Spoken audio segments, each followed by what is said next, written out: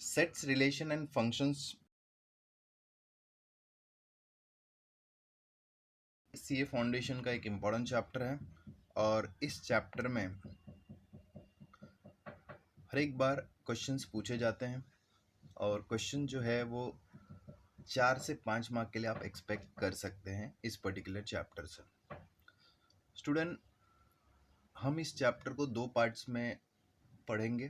First video मैं जो बना रहा हूँ वो सेट्स के ऊपर है और जो मेरा नेक्स्ट वीडियो आएगा वो रिलेशन एंड फंक्शन के कॉन्सेप्ट को कवर करेगा।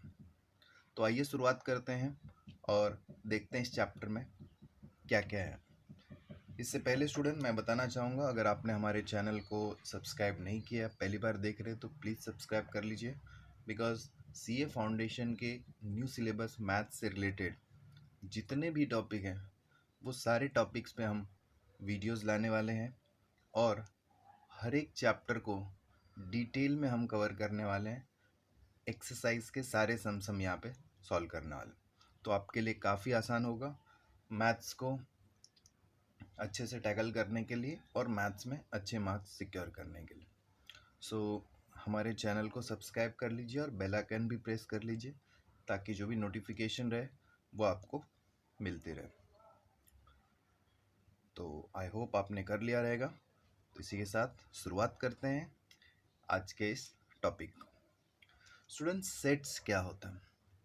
Sets is defined as collection of well defined object. जब मैं सेट्स की बात करता हूँ तो जो कलेक्शन ऑफ ऑब्जेक्ट्स को सेट्स किया कहा जाता है और वो सेट्स वेल डिफाइन होना चाहिए। वेल डिफाइंड का मतलब ये है कि हम लोग जिसकी बात कर रहे हैं, जिस कलेक्टिव्स की बात कर रहे हैं, वो क्लियर कट डिफाइन होना चाहिए। ठीक है, जैसे कि अगर मैं आपको ऐसा बोलता हूँ कि A is a set of natural number less than 10, तो यहाँ से आपको क्लियर कट आइडिया आ रहा है कि भाई A जो है कोई नेचुरल नंबर है और उसका जो रेंज है वो 1 से लेके 10 तक है। ये वेल डिफाइंड ऑब्जेक्ट, इसे सेट्स कहा जाता है। नाउ स्टूडेंट, ध्यान देने वाली बात यह है कि सेट्स को हम लोग कैपिटल लेटर से रिप्रेजेंट करते हैं। ठीक है, और इसके जो एलिमेंट्स होते हैं इसको एलिमेंट्स बोलते हैं। जो हम लोग ये कर्ली ब्रैकेट के अंदर लिखते हैं that's called element of sets. ये स्मॉल लेटर्स में रिप्रेजेंट किया जाता है।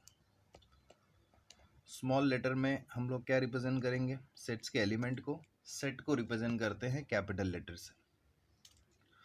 Okay, so sets curly bracket के अंदर जो भी एलिमेंट रहेंगे that's called element of sets. Okay student, all right.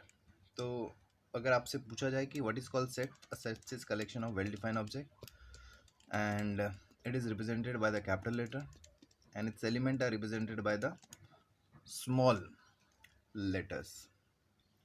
Now we'll talk about representation of sets. Sets को किस तरह से represent किया जा सकता है? स्टूडेंट, रिप्रेजेंटेशन के लिए सेट्स के 2 मेथड होते हैं। एक को बोलते हैं रोस्टर मेथड और दूसरे को बोलते हैं सेट बिल्डर मेथड।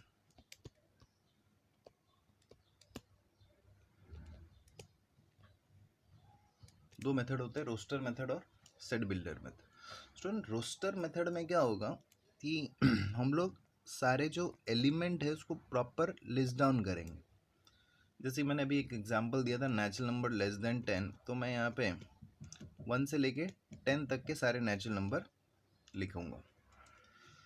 या let's say B is the set of all vowels, तो मैं A E I O U ऐसा प्रॉपर लिखूंगा। But in set builder method में हम ऐसा नहीं करते हैं। इन सेट बिल्डर मेथड में हम क्या करते हैं, हम उसकी प्रॉपर्टीज को डिस्क्राइब करते हैं।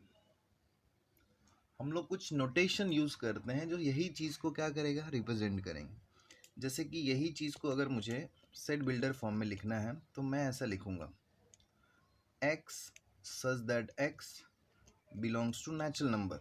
मतलब ये सेट के अंदर जो एलिमेंट है उसको अगर मैं x से रिप्रेजेंट करता हूँ तो वो x क्या है, that x belongs to natural number, वो कोई नेचुरल नंबर है। But natural number to 1 to infinity होते हैं, तो फिर इसका रेंज भी देना पड़ेगा कि भाई कहाँ से कहाँ तक है नेचुरल नंबर। तो नेचुरल नंबर लेस देन 11। अब मुझे मालूम पड़ गया कि इसके अंदर जो वैल्यूज आएंगे वो 1 to 10 ही आएंगे, क्योंकि जो रेंज है वो less than 11। So basically in set builder method what we do is we generally not listing all the element of set, rather what we do, we use some notation, we use some description to describe the same set। ठीक है student, ये तो easy method है, आपको देख के ही मालूम पड़ जाएगा। Roster method, it's also called as listing method. And जो नेचुरल नंबर है, लेट्स से 1 2 3 4 यहाँ पे डायरेक्ट लिख दिया। But in set builder method, in other way it is called rule method, इसमें क्या करते हैं हम लोग, प्रॉपर्टीज को डिफाइन करते हैं। जैसे कि एक्स सच दैट एक्स कैसे रीड करते हैं मैं आपको बता रहा हूँ, x such that x belongs to natural number, x कोई ऑड नंबर है और एक्स का रेंज कहाँ है, लेस देन 15 है। Okay, alright. तीसरा जो तरीका होता है सेट्स को रिप्रेजेंट करने का, वो है आपका थर्ड वे जो है सेट्स को रिप्रेजेंट करने का, वो है आपका वेन डायग्राम। डायग्राम के थ्रू आप सेट्स को क्या कर सकते हैं स्टूडेंट, रिप्रेजेंट कर सकते हैं।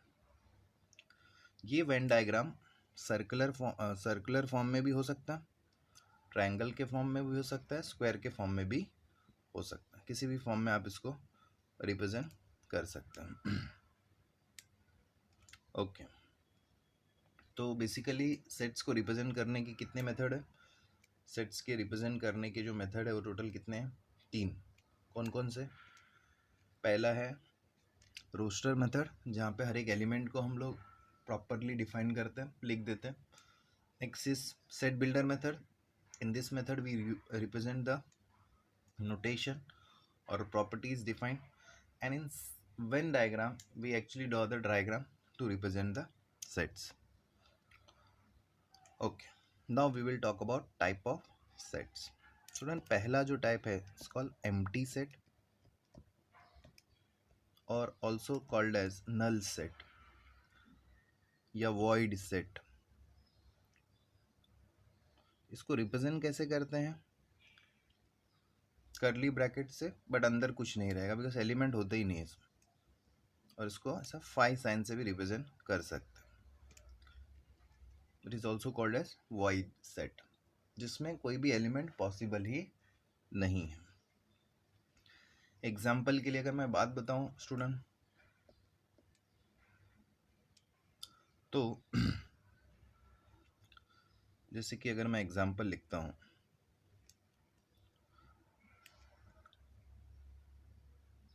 x such that x belongs to natural number और x is less than 0।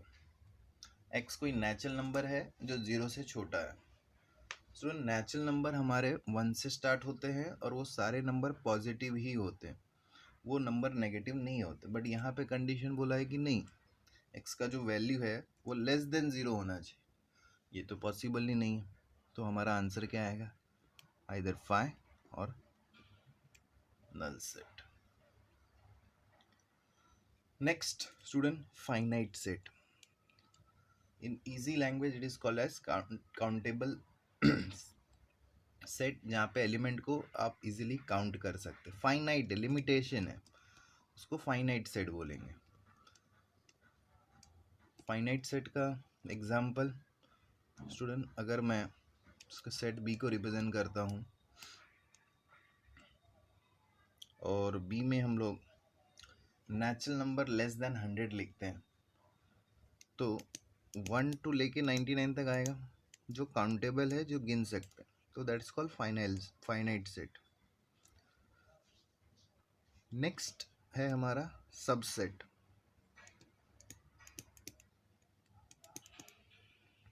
Subset क्या होता है?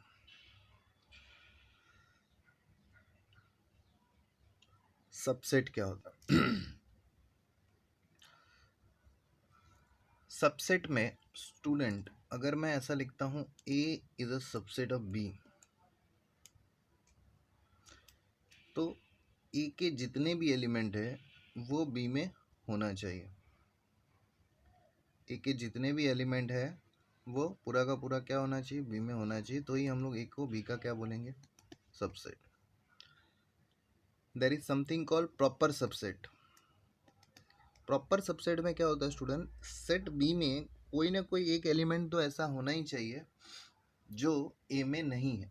मतलब हमेशा सेट बी एक बड़ा सेट होना चाहिए और सेट सी छोटा सेट आना चाहिए, जिसमें सारे के सारे एलिमेंट जो सेट ए में है वो बी में होना चाहिए। So in proper subset there is at least one element of B which is not presented in A. इसमें ऐसा नहीं हो सकता, इसमें इक्वल भी हो सकता, बट इसमें हमेशा जो बी सेट होगा वो सुपर सेट होगा ए का, मतलब बड़ा सेट हमेशा बी होगा। इस केस में इक्वल भी हो सकता है, तो यही एक माइन्यूट डिफरेंस है between subset and proper subset. Okay, so basic condition अगर मैं मोटे तौर पे बोलूँ तो इन प्रॉपर सबसेट कभी भी ए इज इक्वल्स टू बी नहीं होगा, हालांकि सबसेट में ए इक्वल्स टू बी हो सकता है। All right, let's move to the next part.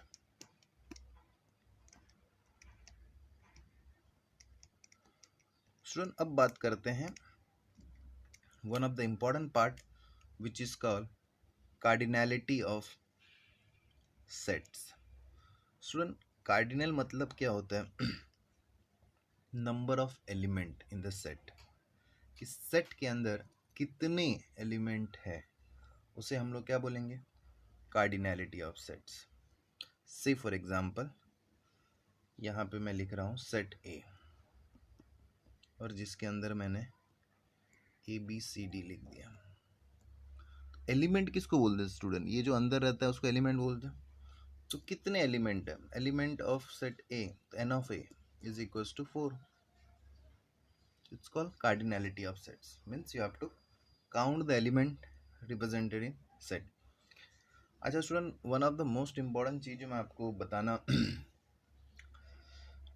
भूल गया वो ये कि कभी भी सेट्स के अंदर जो एलिमेंट होते हैं वो रिपीट नहीं होते। एलिमेंट हमेशा एक ही बार लिखे जाएंगे, ठीक है? ओके, अगर यहाँ पे ऐसा बोला गया स्टूडेंट, तो कार्डिनैलिटी ऑफ सेट क्या होगा? n of a is equals to 1, क्योंकि एक एलिमेंट है जो 0 है। नल सेट के अंदर कोई एलिमेंट नहीं होता, अगर ऐसा लिखा है तो n of a is equals to 0। But अगर सेट के अंदर 0 है मतलब वो एक एलिमेंट है, तो उसको काउंट किया जाएगा। Okay, I hope this is clear to you. Now moving to the next part.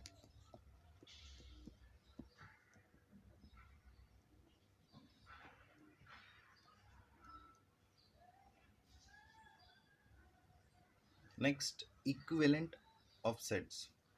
Two set A and B are said to be equal or equivalent if n of A is equals to n of B. Student, equivalent sets का लेना देना number of element से होता है। मैं आपको बता दूं, नंबर ऑफ एलिमेंट से होता है। अंदर के एलिमेंट क्या है उससे मतलब नहीं है, बट नंबर उनके इक्वल होने चाहिए। जैसे कि n ऑफ A के अंदर मैंने PQRS लिखा और n ऑफ B के अंदर मैंने 1 2 3 4 लिखा। ओके, ना अगर आपसे पूछा जाए कि n ऑफ A कितना है, आप बोलोगे 4। n ऑफ B कितना है, आप बोलोगे 4। क्या n of A equals to n ऑफ B है? आंसर इज हाँ। तो हम लोग बोलेंगे कि भाई A and B are equivalent set. So if number of element presented in the sets are equal, then it is called as equivalent set. दोनों equal है. I hope this is crystal clear to you. All right, now we will move to the next part.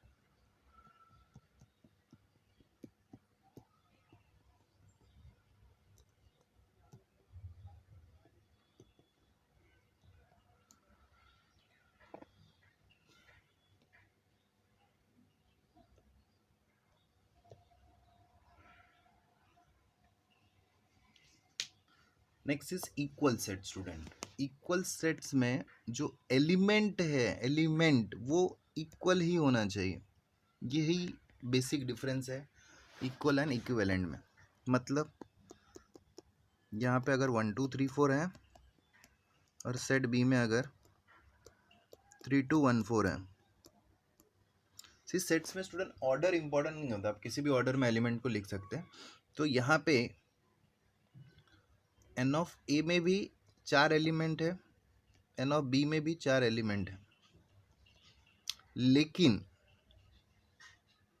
अच्छा, ये equivalent तो हो गया, but क्या ये equal है? इक्वल तभी होगा जब सेम एलिमेंट होंगे. तो यहाँ पे 3, यहाँ पे 2, यहाँ पे भी 2, यहाँ पे 1, यहाँ पे भी 1, यहाँ पे 4, यहाँ पे भी 4. अब जब सारे एलिमेंट इक्वल है तो हम लोग बोलेंगे A and B are equal set. A and B are equal set. Okay, all right.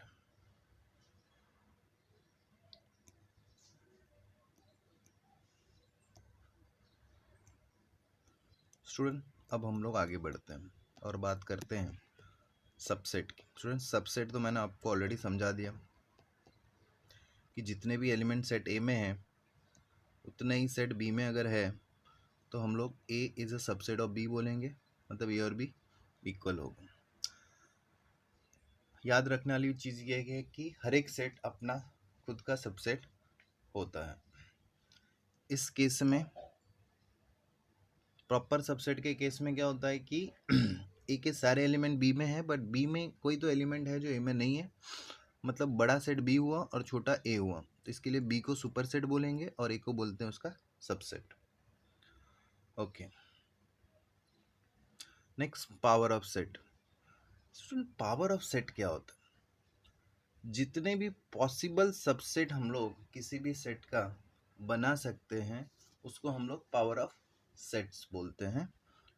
Usually इसका जो फॉर्मूला होता है पावर ऑफ सेट कैलकुलेट करने का वो होता है 2n, जहाँ पे n is a element in set, element of sets. Okay, so let's say अगर कोई सेट ए है, उसके अंदर 1 2 3 है, तो कितने सबसेट बन सकते हैं पॉसिबल, मैं आपको वो समझा रहा हूँ. सबसे पहला तो नल सेट हमेशा सबका सबसेट होता है, एक वो हो गया. अगर इसके अंदर एक एलिमेंट होंगे तो भी वो सबसेट हो जाएगा. अगर 2 रहेगा तो भी सबसेट हो जाएगा, 3 रहेगा तो भी सबसेट हो जाएगा, 1 2 रहेगा तो भी, 2 3 रहेगा तो भी,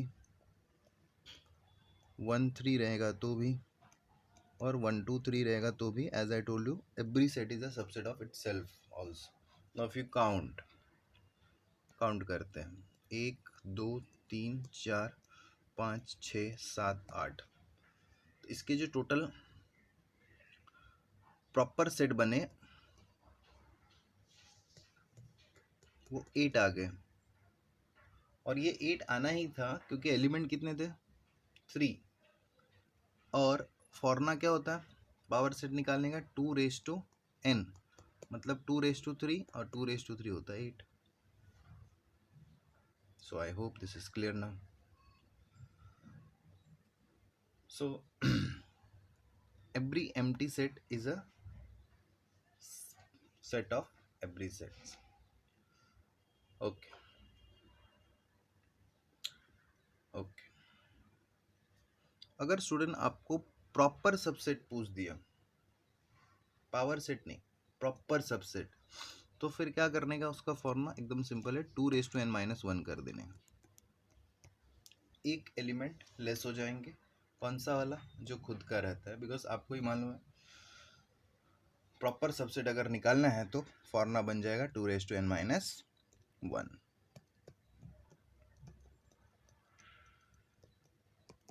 okay,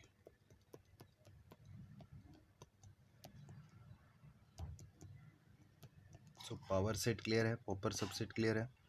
now we will move to operation on sets.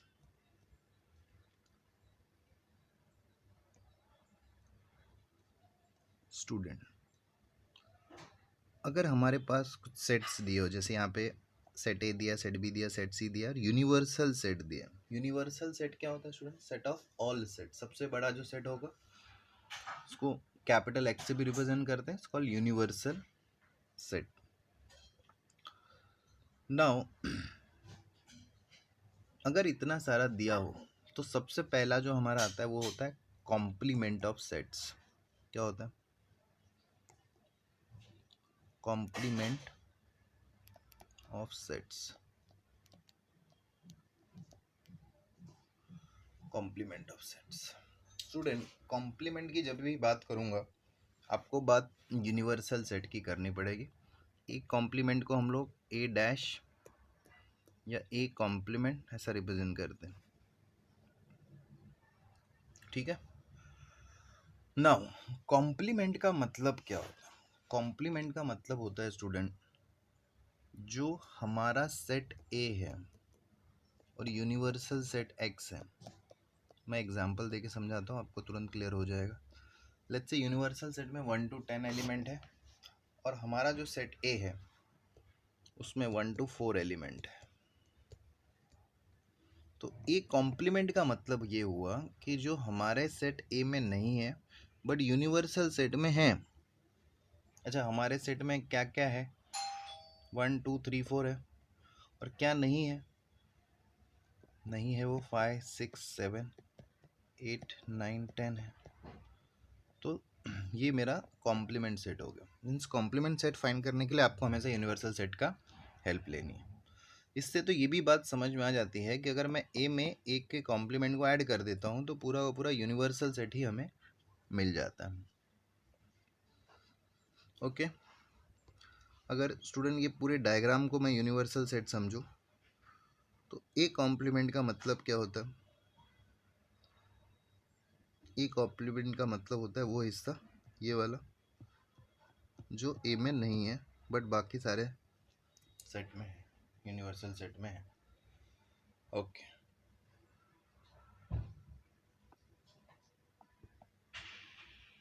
चलिए अभी हम बात करेंगे यूनियन ऑफ सेट्स की।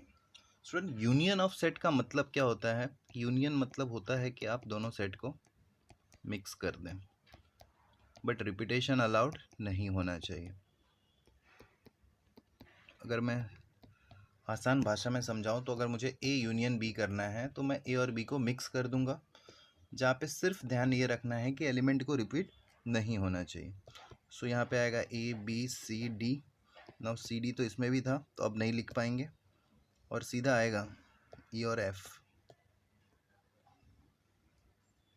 So this is called union of set. जब वर्ड और आ जाए, इधर और आ जाए तो यूनियन करना है, और जब वर्ड एंड आ जाए तो फिर इंटरसेक्शन करना होता है। इंटरसेक्शन क्या होता है स्टूडेंट? दोनों के बीच में जो कॉमन एलिमेंट है हम बस वही लिखेंगे। जैसे ये केस में ए इंटरसेक्शन बी क्या होगा? सी एंड डी। सो आप डायग्राम से भी देख सकते हैं कि इंटरसेक्शन क्या होता है। अगर सेट ए है और दूसरा सेट, लेट्स से अगर सेट ए है और दूसरा सेट बी है, तो ये वाला पार्ट दोनों में है और इसको ही हम लोग ए इंटरसेक्शन बी कहते हैं। जबकि यूनियन में क्या करते हैं स्टूडेंट? हम लोग पूरा मिक्स कर देते हैं, सेट ए को भी सेट बी को भी मिक्स कर देंगे। Okay, now we will move to the next part which is difference of set.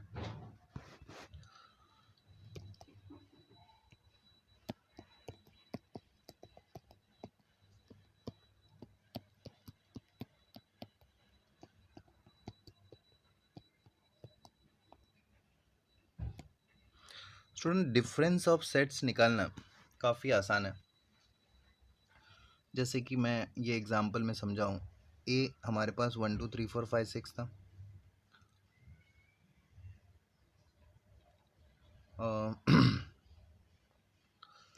Let's say मैं यहाँ पे एग्जांपल ले रहा हूँ, ए 1 2 3 4 ले रहा हूँ मैं, बी ले रहा हूँ 3 4 5। तो ए डिफरेंस बी में क्या आएगा? सेट बी में वो सारे एलिमेंट जो सेट बी में नहीं है बट ए में है, बस वही हमारा डिफरेंस होगा। मतलब आपको बस ऐसा देखना है, क्या 1 है यहाँ पे? 1 नहीं है तो 1 आएगा। क्या 2 है यहाँ पे? 2 नहीं है तो 2 आएगा। बाकी 3 है, हाँ है, 4 है, 5 को नहीं देखना।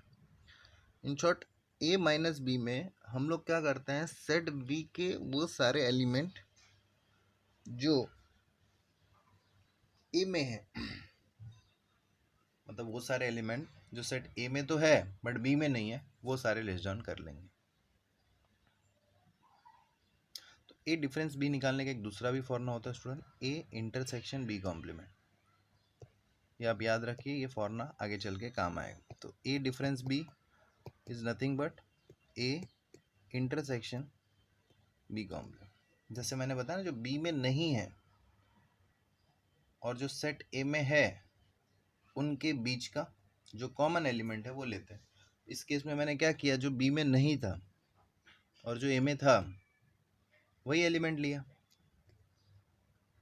एंड का साइन। ओके, तो क्या हम लोग बी डिफरेंस ए का फॉर्मूला बना सकते खुद से? Yes, it is very simple. यहाँ पे क्या आएगा, A complement intersection B. So these two derivation is very much important while solving the sum। ये डायग्राम होता है स्टूडेंट ए डिफरेंस बी का। यहाँ पे आप देख पा रहे हैं, जो बी में नहीं है वो सारा एलिमेंट को हम लोग ने लिया है। ये पोर्शन बी में नहीं है क्योंकि ये जो पोर्शन है वो दोनों ए और बी दोनों में है। और एग्जैक्टली बी डिफरेंस ए में हम लोग क्या करते हैं, जो ए में नहीं है वो सारे एलिमेंट लेते हैं। ओके,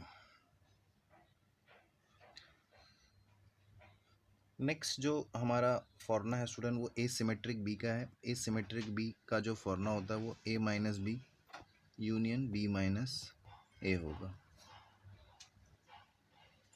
ऑलराइट, अब हम लोग बात करेंगे कुछ इम्पोर्टेंट फॉर्मूलेस की जो इस चैप्टर में यूज होते हैं। फर्स्ट जो हमारा फॉर्मूला है वो है ए यूनियन बी का।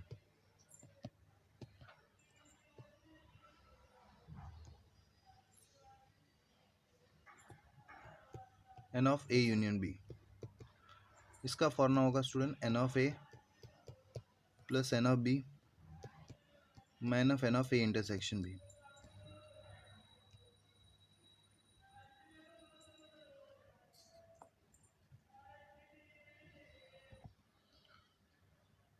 ओके स्टूडेंट, तो बात करेंगे अभी नेक्स्ट फॉर्मूला की। एन ऑफ ए का जो वैल्यू होता है स्टूडेंट वो आप दो तरीके से डिराइव कर सकते हैं। N of A is equals to होता है एक तो A difference B, n of A difference B plus उसमें ऐड कर दो n of A intersection B. या दूसरा एक फॉर्मूला बन सकता है एन ऑफ ए के लिए जो कि बहुत ही सिंपल है, आपने यहाँ पे देखा था। ए डिफरेंस बी को हम लोग क्या लिख सकते हैं, ए intersection B complement.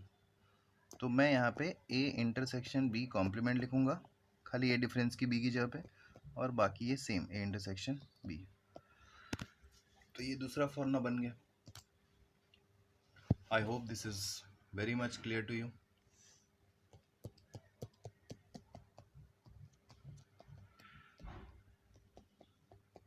Okay student, एक बार पहले फॉर्मूला अच्छे से समझ लेने पे आपको इजी ये होगा कि एक्सरसाइज के सारे सम्स आपको इजी लगने लगेंगे। तो जब हम हमारे साथ करेंगे तो आपको काफ़ी अच्छा लगेगा, क्योंकि ये सारी चीज़ें आपने ऑलरेडी कर ली रही। इसके लिए मेरा प्रयास है कि पहले हम फॉर्मूला को कवर करें और उसके बाद अलग से वीडियो बने जहाँ पे हर एक सम को हम लोग सॉल्व करें। ओके स्टूडेंट, सो आइए नेक्स्ट पढ़ते हैं, वो है एन ऑफ बी। ना ये मुझे बताने की ज़रूरत नहीं कि अब उसका भी फॉर्मूला एग्जैक्ट सेम होगा। पहले क्या होगा, n of B minus A plus n of A intersection B, या फिर बी माइनस ए को हम लोग लिखेंगे ए कॉम्प्लीमेंट इंटरसेक्शन बी और उसमें ऐड कर देंगे n of A intersection B. एक नेक्स्ट जो फॉर्मूला है स्टूडेंट, फॉर्मूला नंबर 4, वो है n of A union B union C का। इसका फॉर्मूला क्या होता है student, n of A plus n of B plus n of C. A B C आ गए। अब इन दोनों में जो कॉमन है दो के सेट में वो माइनस कर दें, n of A intersection B, n of B intersection C और n of A intersection C. और जो तीनों में कॉमन थे वो ऑलरेडी इसमें लेस हो गए हैं, तो हम लोग क्या करेंगे, 2 बार लेस हो गए, इसके लिए 1 बार ऐड कर देंगे, इंटरसेक्शन बी इंटरसेक्शन सी। तो ये फॉर्मूला आपको लर्न करना है, याद रखना है कि फॉर्मूला क्या होता है इसका। Okay, alright, now moving next.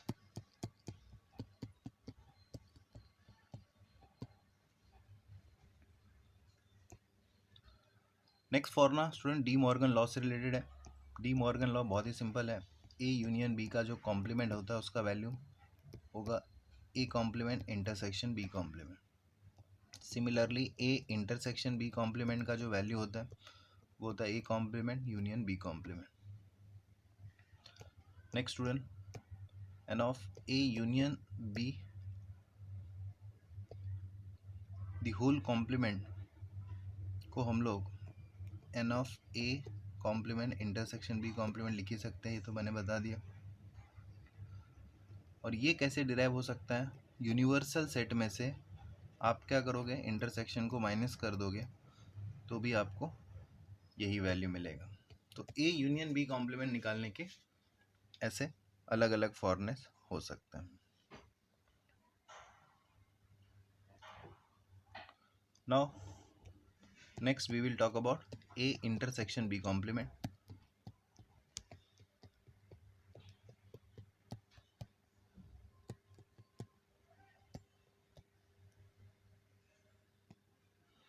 ए इंटरसेक्शन बी कॉम्प्लीमेंट का जो फॉर्मूला होगा वो इंटरसेक्शन रहे तो यूनियन कर दो, A complement union B complement, या यूनिवर्सल सेट में से जो इंटरसेक्शन है वो माइनस कर दो।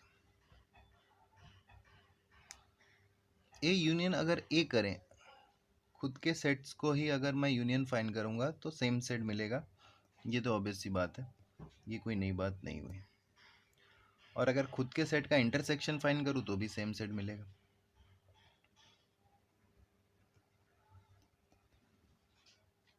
अगर मैं नल सेट से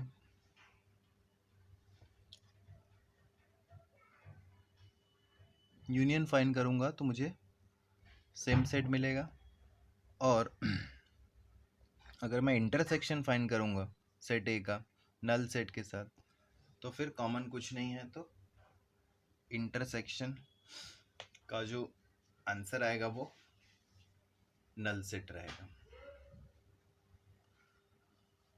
ओके स्टूडेंट, यूनिवर्सल सेट का कॉम्प्लीमेंट हमेशा नल सेट होता है, क्योंकि यूनिवर्सल सेट में सारे एलिमेंट होते हैं, और एम्प्टी सेट का जो कॉम्प्लीमेंट होता है वो यूनिवर्सल सेट होता है। तो जाहिर सी बात है ये कोई नई बात नहीं हुई। अगर मैं ए यूनियन ए कॉम्प्लीमेंट कर दूं तो पूरा यूनिवर्सल सेट मिल जाएगा, और अगर ए में ए कॉम्प्लीमेंट का इंटरसेक्शन फाइंड करूं तो कुछ नहीं मिलेगा, तो आंसर नल सेट आएगा। ओके स्टूडेंट, तो ये कुछ इंपॉर्टेंट फॉर्मूले थे अब हम बात करेंगे कार्टेशियंस प्रोडक्ट ऑफ सेट्स की, जो डील करता है मल्टीप्लिकेशन से। Student, Cartesian product of sets क्या होता है, ज़रा एग्जाम्पल के थ्रू समझते हैं। जैसे ए में 3 एलिमेंट है 1 2 3, और सेट बी में दूसरा एलिमेंट है 4 और 5। तो मैं ए कार्टेशियन बी अगर फाइंड कर रहा हूँ तो मैं क्या करूँगा, सेट ए के जो एलिमेंट है उसका सेट बी के साथ पहले सारे रिलेशन करूँगा। मतलब 1,4, दूसरा रिलेशन क्या होगा 1,5, 2,4, 2,5, फिर 3,4, 3,5। यही अगर मुझे बी कार्टेशियन ए फाइंड करना रहेगा स्टूडेंट, तो क्या होगा 4,1, 4,2, 4,3, 5,1, 5,2, 5,3।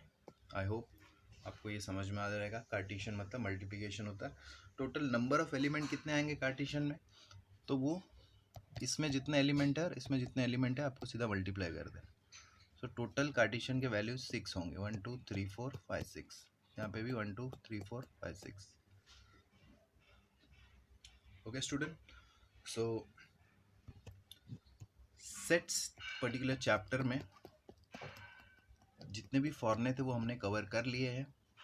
अब हमारा जो नेक्स्ट वीडियो आएगा वो रिलेशन एंड फंक्शंस के ऊपर रहेगा, तो आप उसको ज़रूर देखिएगा। उसके बाद हम जो वीडियो लाएंगे उसमें सेट्स, रिलेशन एंड फंक्शंस के सारे सम्स एक्सरसाइज के सॉल्व करेंगे।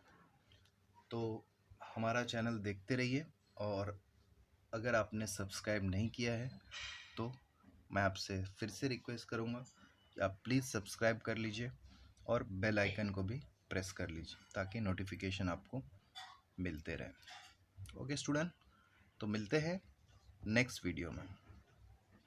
Thank you.